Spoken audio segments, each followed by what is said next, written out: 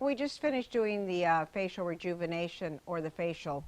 We were having a little trouble getting the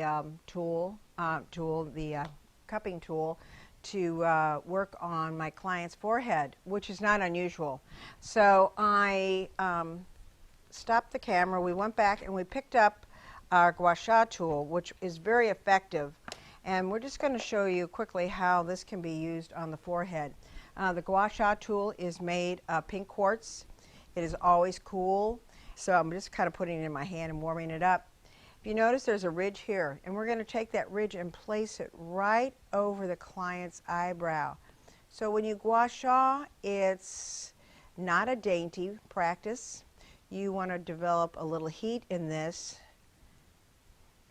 So then you're going to come up and use the other ridge and just start working on the client's forehead. And you're going to do this fairly quickly because you're trying to stimulate. You're trying to allow blood to come to that surface. Remember that when that fresh blood comes in there, it's removing all of the toxins.